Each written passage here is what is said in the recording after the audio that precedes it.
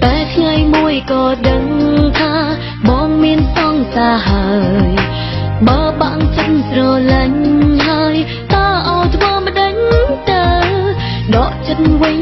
ឈប់ស្រឡាញ់ជារឿងត្រឹមត្រូវតែបេះដូងឯកានៅចង់បន្ត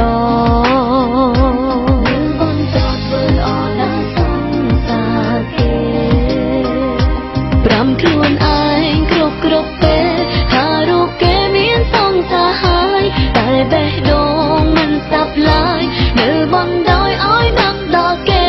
រឿងពីរនាក់ស្រឡាញ់គ្នាគឺជារឿងល្អទេក៏ប៉ុន្តែធ្វើឲ្យមនុស្សម្នាក់ឈឺចាប់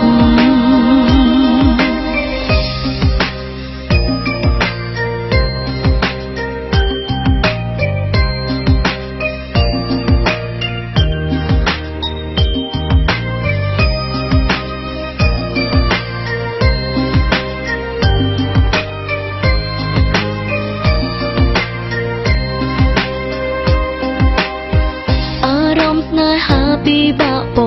រនីគ្រាន់តែស្គាល់គ្នាក៏សប្បាយចិត្តទំនាក់ទំនងបែបណា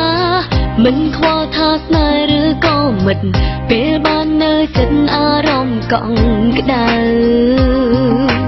តែថ្ងៃមួយក៏ដឹងថាបងមានសង្សារហើយបើបាក់ចិត្តស្រឡាញ់ហើយតើឲ្យធ្វើមិនដឹងទៅដកចិត្តវិញឈប់ស្រឡាញ់ជារឿងត្រឹមត្រូវតែបេះដូងឯកានៅចង់បន្តធ្វើល្អដល់សង្សារគេប្រាប់ខ្លួនឯងគ្រប់ពេលថារូបគេមានសង្សារហើយតែបេះដូងមិនស្ដាប់ឡើយនៅបណ្ដោយឲ្យនឹកដល់គេ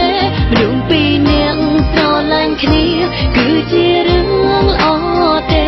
ក៏ប៉ុន្តែធ្វើឲ្យមនុស្សម្នាក់ឈឺចាប់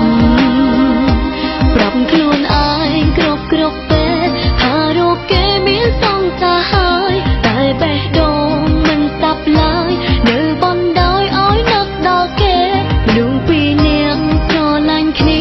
គឺជារឿងល្អទេ